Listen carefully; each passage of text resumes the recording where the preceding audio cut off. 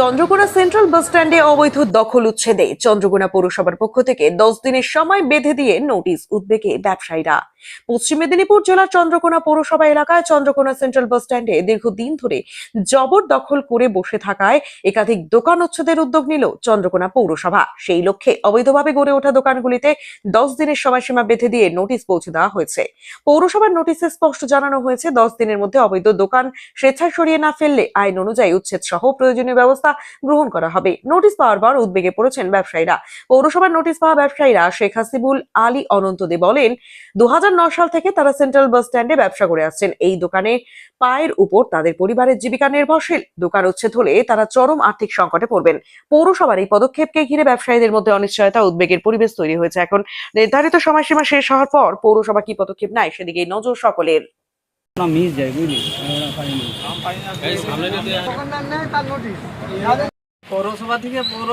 পৌরসভা থেকে লোক আসছিল, সেইখান থেকে এসে বলে গেল, নোটিশগুলি ধরে দিয়ে গেল।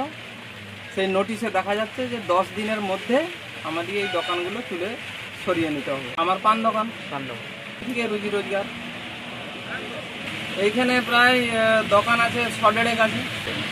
এইখানে সব খাবার দোকান আছে, চপমুড়ি দোকান আছে, পান দোকান আছে, এমনি তোমার অন্যান্য আরও দোকান আছে, ছাতা দোকান আছে। আমরা 2009 সাল থেকে ব্যবসা করে আসছি। সেটা বিকল্প আর কি ভাবা যাবে? কিছুই তো ভাবার কিছু এখন এই হঠাৎ করে যদি বলে যে উঠে যেতে হবে, তার ভাবার কিছুই নাই। ভাববো কি এই সময়? তাদেরকে কিছু বলিনি, বলছে আমরা সরকারি লোক। এবারে তোমরা তাদেরকে আবার ঘুরে জিজ্ঞাসা করলাম, বললো যে আপনারা সোমবারে যান, কিছু যদি প্রসেস বেরোয় তো বেরোবে। ব্যবসায়ী সমিতি এবারে আমরা ভাববো কি করলে কি করা যাবে। হ্যাঁ, আবেদন তো জানাতেই হবে, নাহলে আমরা কোথায় যাব? এতদিন ব্যবসা করে এসেছি। হ্যাঁ, আজ হঠাৎ করে যদি বলে উঠে যেতে হবে, তাহলে এবারে আমাদের বাচ্চা কাচ্চা এরা যে স্কুলে ভর্তি হয়েছে, পড়াশোনা করছে, তাদের টিউশনের পয়সা, হ্যাঁ, তাদের খাবার দাবার জোগানো, এইখান থেকেই তো হয় আমাদের। এটা বাস স্ট্যান্ডেরই জায়গা। আমার নাম শেখ হাসিবুল আলী।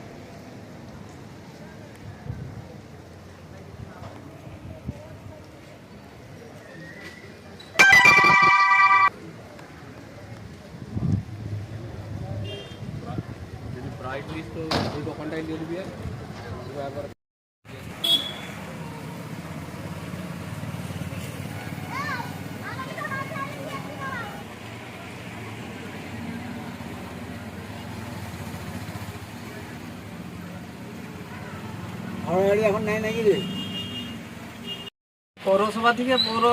পৌরসভা থেকে লোক আসছিল, সেইখান থেকে এসে বলে গেল, নোটিশগুলি ধরে দিয়ে গেল। সেই নোটিশে দেখা যাচ্ছে যে 10 দিনের মধ্যে আমাদের এই দোকানগুলো তুলে সরিয়ে নিতে হবে। আমার পান দোকান থেকে রুজি রোজগার, এইখানে প্রায় দোকান আছে 100-150 কাছে। এইখানে সব খাবার দোকান আছে, চপমুড়ি দোকান আছে, পান দোকান আছে, এমনি তোমার অন্যান্য আরও দোকান আছে, ছাতা দোকান আছে। আমরা 2009 সাল থেকে ব্যবসা করে আসছি। সেটা বিকল্প আর কি ভাবা যাবে? কিছুই তো ভাবার কিছু এখন এই হঠাৎ করে যদি বলে যে উঠে যেতে হবে, তার ভাবার কিছুই নাই। ভাববো কি এই সময়? তাদেরকে কিছু বলিনি, বলছে আমরা সরকারি লোক। এবারে তোমরা তাদেরকে আবার ঘুরে জিজ্ঞাসা করলাম, বললো যে আপনারা সোমবারে যান, কিছু যদি প্রসেস বেরোয় তো বেরোবে। ব্যবসায়ী সমিতি এবারে আমরা ভাববো কি করলে কি করা যাবে। হ্যাঁ, আবেদন তো জানাতেই হবে, নাহলে আমরা কোথায় যাব? এতদিন ব্যবসা করে এসেছি।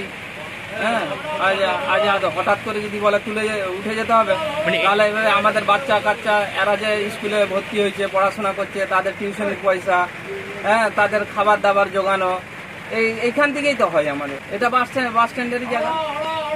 আমার নাম শেখ হাসিবুল আলী।